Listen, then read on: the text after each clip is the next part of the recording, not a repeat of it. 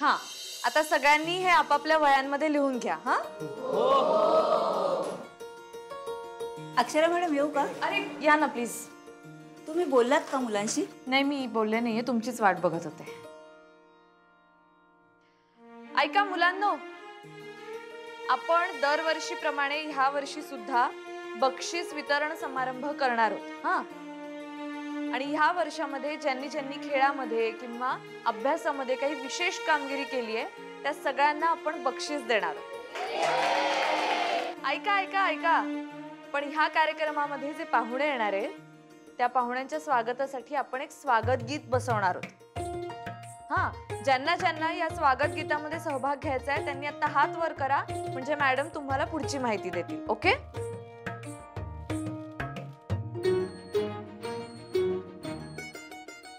ज्यांना ज्यांना गाणं येते त्यांनीच हात वर करा. हां, गाणं तर गायला येते आपल्याला, पण ते काय स्वराचं तालाचं बिलाचं ते काय मॅडम बघून घेतील घेऊन नये. बापरे मॅडम, म्हणजे तुमचं काम वाढलं. म्हणजे तुम्हाला बघायला लागेल ना काय सूर आहे काय पट्टी आहे. नाही तर असं व्हायचं की एखादा काळी 4 मध्ये गातोय आणि दुसरा काळी 2 मध्ये गातोय, नाही का? गाण्यात कसलं काळ पांढरा असते? हो हो, ते मी बघतेच. इतर वर्गातली मुलं पण येत आहेत. तुम्ही सगळ्यांनी माझ्या बरोबर चला. अक्षरा मॅडम येते. हो मी. हो.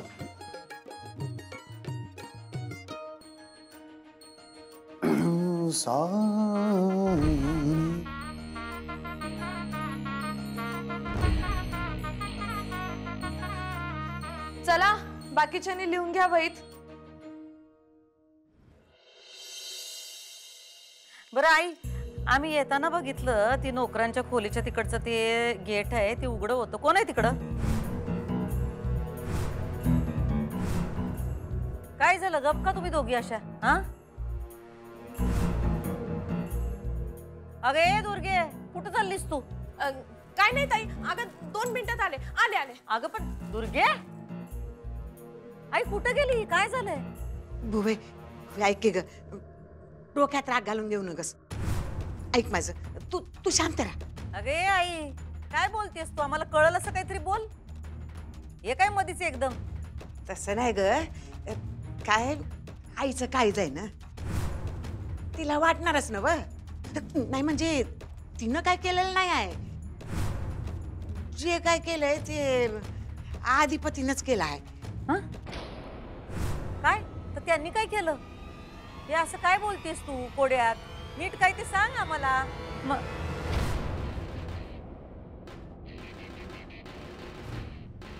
बुवे बुवे ऐक माझं.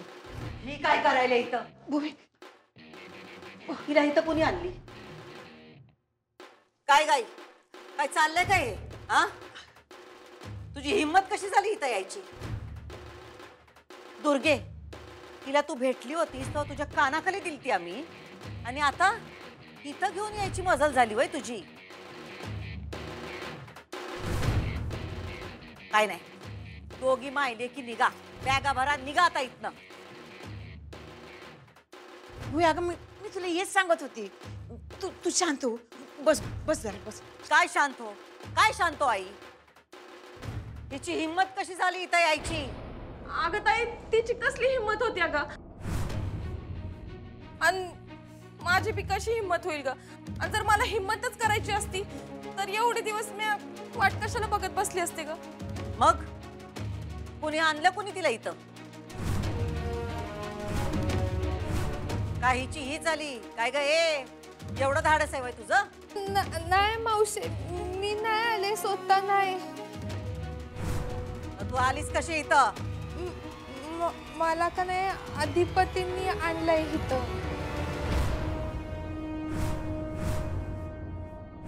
काय? अरे वा,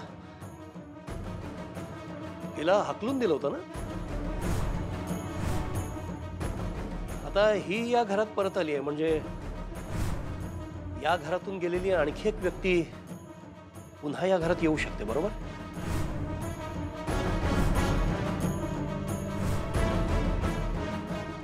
बघितलं? हेच आम्हाला ऐकून घ्यायचं नव्हतं. आमचा शब्द म्हणजे शब्द. दुर्गे, चला निघा निघा. अगं ताई ऐक की, अगं अगं ऐकून तर घे. मला 2 मिनिटं दे. अधिपती येतेलच. तू त्यांच्याकडनं ऐक समजा. मग तुला जे पाहिजे ते कर. आता ते इथं नाहीत म्हणल्यावर तुम्ही आम्हाला काहीतरी सांगताय वय. अधिपती असं करूच शकत नाहीत. ते आमचा शब्द कधीच मोडणार नाहीत, आम्हाला खात्री आहे. अधिपती चंचीला इथं कधीच आणणार नाहीत. आईसाहेब,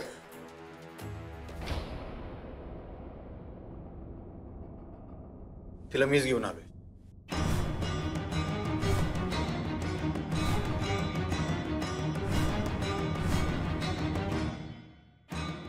नाही नाही अधिपती, हे हे खोटं आहे. सांगा हे खोटं आहे. हे खरं आहे आईसाहेब. म्हणजे तुम्ही आमचा शब्द मोडला. नाही नाही, शब्द नाही मोडला मी. म्हणजे बघा, तुम्ही काय म्हणला होता, ती उमरा वळडून घरात आली नाही पाहिजे. तिने उमरा कुठं वळणला आहे? ती बाहेरच आहे. तिला घरात घेतलेलंच नाही मी. बाहेर तिकडे नोकरांच्या खोल्या आहेत का नाही, तिथं तिचं नियोजन लावलंय मी. तुमचा शब्द नाही मोडणार मी. पण हे सगळं करण्याआधी तुम्ही आम्हाला का नाही सांगितलं? अहो, तेवढा वेळच मिळाला नाही. म्हणजे असं काय झालं की तुम्हाला वेळ मिळाला नाही? मी सांगतो काय झालं.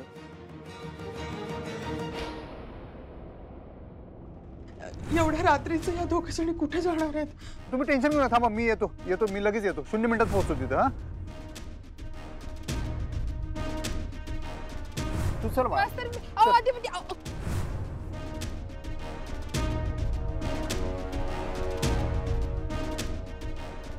म्हणजे तुम्ही सुनबाईंना भेटलात, बोललात त्यांच्या संग? काय काय साहेब, मी तुम्हाला शब्द दिलाय म्हणलो ना. तुमचा शब्द नाही मोडू शकत. मी भेटलो नाही, बोललो बी नाही त्यांच्या. हिला विचारा. होय की होय. ते नाही, एक सबूत बी बोलले नाही.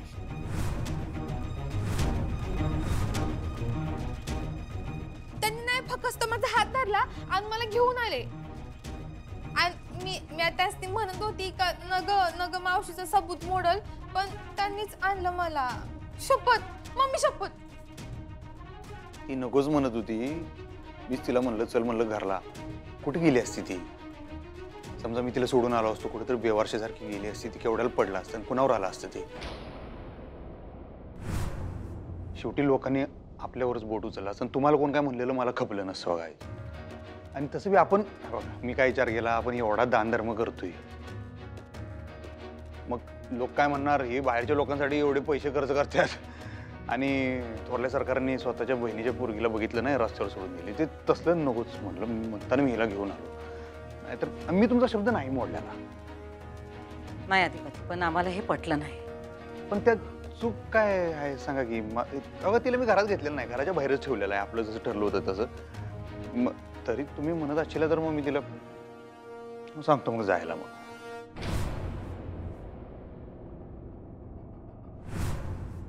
अधिपती, तुम्ही का नाही आम्हाला लई अडचणीत टाकलत बघा. मावशी म्हणजे दुसरी आईच असते. आज तुम्ही आम्हासनी आरसाच दाखवलात. ठीक आहे, राहू दे तिला इकडं.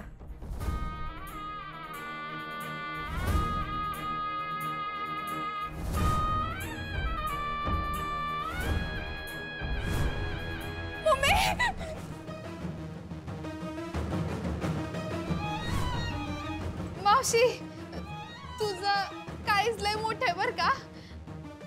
अधिपती, थँक्यू बर का. हा, असू दे. पण एक ऐक, नोकरांच्या खोलीत राहणार आहेस म्हणून तुला आयतं खायला प्यायला मिळणार नाही.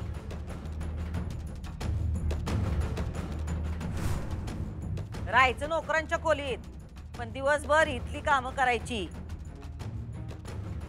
नोकरांच्या खोलीत राहून नोकरांसारखं राहायचं, कळलं काय? होय. अच्छा, हे असं सगळं होणार आहे का? ही पळवाट चालणार आहे ना? म्हणजे कुठल्याही पद्धतीनं ही मुलगी या घराचा उंबरठा ओलांडून आत येणार आहे, बरोबर? म्हणजे तो जो काही शब्द वगैरे आहे तो मोडणार आहे आता. मग याच न्यायानं अक्षरा सुद्धा या घरात परत येऊ शकते. शब्द एकदा मोडला काय किंवा दोनदा मोडला काय, फरक काय पडतो? बघा बघा अधिपती, तुमच्यामुळं आम्ही धर्मसंकटात आलो.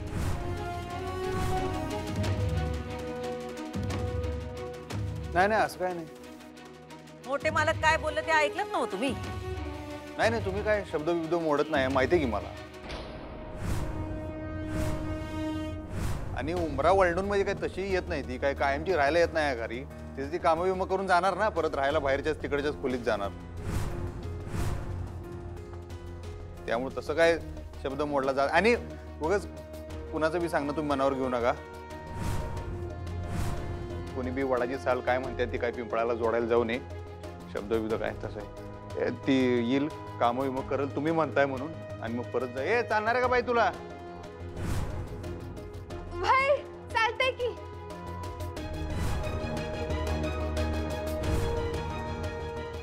तुम्ही सांगाल ती समधी कामं करील आणि नोकरासारखं बाहेर राहील आणि जेव्हा काम असेल तेव्हाच घरात येईल फक्त. हा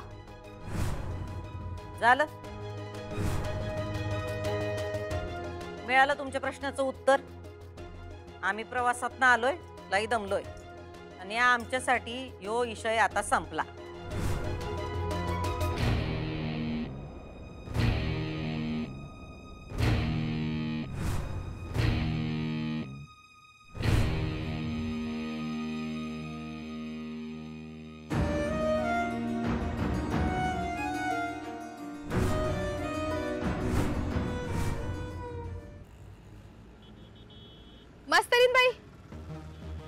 मस्तरीन बाई. चंचला, कशी आहेस तू? या मस्त, एक नंबर. पण मला त्या दिवशी खरंच खूप बरं वाटलं तुला घरी परत जायला मिळालं. खरंच खूप छान वाटलं मला बी. आणि मास्तरीन बाई एक सांगू का, तू बी काही काळजी करू नको, मी तुला त्या घरात लवकर परत घेऊन जाणार. आणि मास्तरीन बाई थँक्यू बर का. थँक्यू. अगं तू माझे कशाला आभार मानतेस? उलट ज्यांनी तुला घरी नेलं त्यांचे आभार मान. अगं त्याची तर झालेच की, पर तू मला एवढं सांभाळलं, माझी काळजी घेतली. No problem. पण तुला मॅडम भेटल्या का ग? काय म्हणाल्या त्या? चिडल्या का? मावशी, तुला माहितच आहे की मावशी कशी आहे ती, लय बडबडली ग. पर माझ्या मम्मीनं स्टँड घेतला ना म्हणून झालं समज. आणि अधिपती होतेच की, पण शेवटी त्यांचं बी कसं आहे माहितीच आहे की तुला, आईच्या ताटाखालचं मांजर. अगं असं काय म्हणतेस? ताटाखालचं मांजर नाही ते, उलट त्यांना त्यांच्या आईबद्दल खूप प्रेम वाटतं, रिस्पेक्ट आहे, म्हणून ते तसे वागतात. व्हय, पण कसं आहे, डोसकं गहाण ठेवल्यावर मग समोरचं समजच दिसायचं बंद होतंय ना. जाऊ दे, तो विषय नको. अगं हा, मी तुला विचारणारच होते, ते डिवोर्सचे पेपर्स चुकून तुझ्याकडे आलेत का? तुझ्या सामानात वगैरे आलेत का? नाही, मी कशा पैकी, माझं तर काही संबंध बी नाही ना त्याच्याशी. नाही नाही, बरोबर आहे, मला वाटलं चुकून आलेत का, कारण सापडत नाहीयेत मला ते कुठेच. पण नाही ग. ठीक आहे, येतेस घरी? अगं नग, मी फक्त तुला थँक्यू म्हणाय आलते. लय उपकार झालेत बघ तुझे. तू ना एक प्रकारे मला जीवदान दिलंयस बघ, आणि म्या या उपकाराची परतफेड करणार. मावशीच्या नाकावर टिचून तुला त्या घरात घेऊन येते की नाही बघ. अगं नको चंचला, असं काही करू नकोस तू.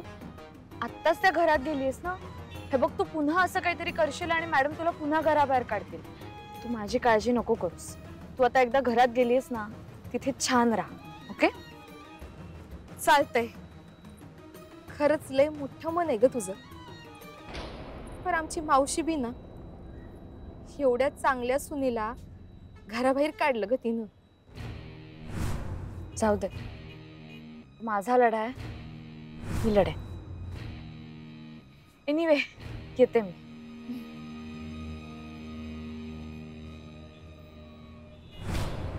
तू म्हणशील ग तुझा लढा, पण तुला कुठं माहित माझा लढा तुझ्याशी आहे ते.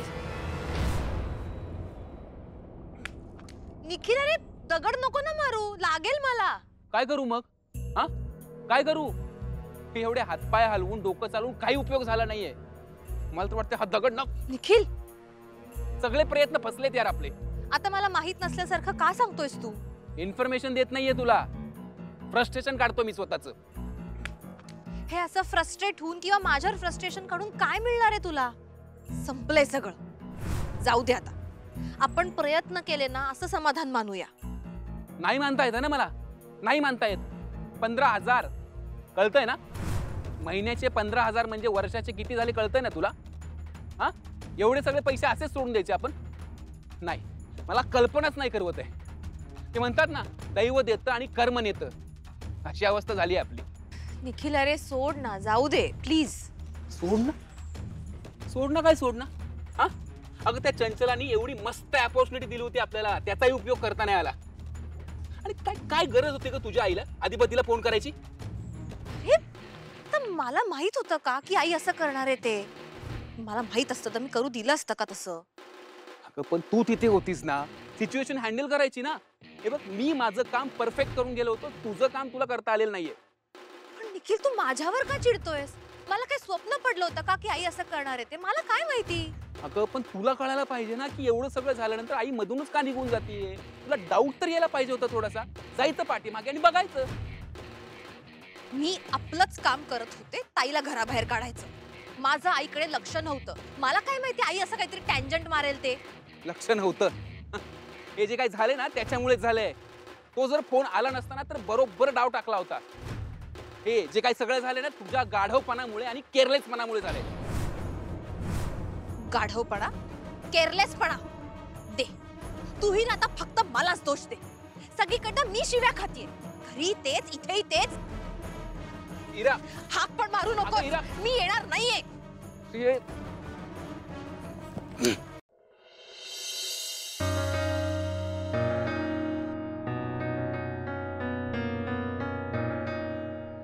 बोलायचं होतं जरा. बोला की. ऐकायचं का नाही ते मी ठरवणार.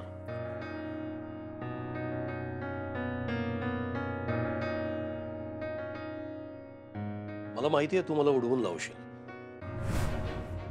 पण मी बाप आहे तुझा, जन्मदाता. तू माझा राग केलास, तिरस्कार केलास, कसाही वागलास तरी मी तुझ्या भल्याचाच विचार करेन. आता ही वाक्य सुद्धा तुला भुवनेश्वरीकडनं ऐकायला मिळतच असतील, पण ती तुझ्या भल्याचा विचार किती करते हे कधी ना कधी तुला कळेल. ऐका की, नेहमीची पोथी वाचू नका हो. ठीक आहे, मुद्द्याचं बोलतो. तू चंचलाला परत घरी घेऊन आलास. तिच्याबरोबर अक्षरा होती ना? तिला का नाही आणलीस? नाही हो, तुमच्या ध्यानातीनं झालंय. ती गोष्ट वेगळी, ही गोष्ट वेगळी आहे. बरोबर आहे, दोन्ही गोष्टी वेगळ्याच आहेत. जी केली नसतीस तरी चाललं असतं ती करून बसलास, आणि जी आवर्जून पहिल्यांदा करायला हवीस ती मात्र करत नाहीयेस. कळतंय आमचं आम्हाला काय करायचं काय नाही. तुम्ही उगाच सांगू नका. तेच ना, तुला सगळं कळतं असं फक्त तुला वाटतं, काही कळत नाही तुला. आणि तुला जे कळतं ना ते सगळं भुवनेश्वरीचं असतं. अधिपती, एकदा तरी विचार कर. तुझ्या सगळ्या गोष्टी करतोस ते स्वतःच्या विचारांनी का तिच्या विचारांनी? माझा आणि आईसाहेबांचा विचार काही वेगळा नसतोय. अरे अक्षरा बायको आहे ना तुझी, तुझं प्रेम आहे म्हणतोस ना तिच्यावर, तिच्याबद्दल काहीच वाटत नाही तुला? बघा, मला त्यांच्याविषयी जे काय वाटतंय आणि काय नाही माझं मला माहिती आहे. तुम्ही आमच्या भानगडीत पडू नका. वेळ खूप महत्वाची आहे. अधिपती, माझा ऐक. तुम्ही माझा ऐका. तुमच्या कुठल्या सल्ल्याची काही गरज नाहीये.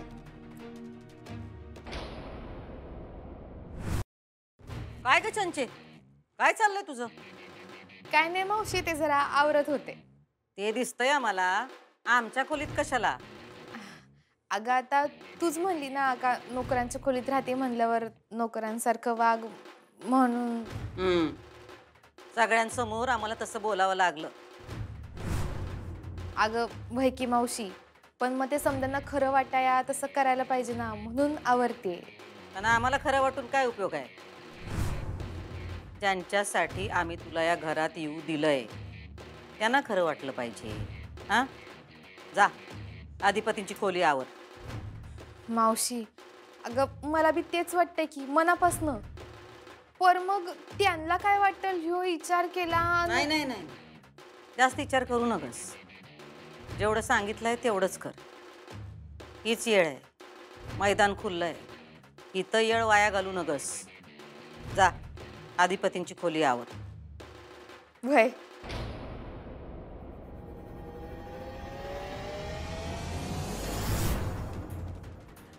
हिला जर खरंच जमलं आधिपतींच्या मनात घर करायला तर लई मजा येईल. त्या सोनबाईंना त्यांची जागा दाखवून द्यायची म्हणून त्यांना या घरात आणलं आम्ही. पण मनानं कधीच त्यांना सोन मानलं नाही आणि मानणार भी नाही.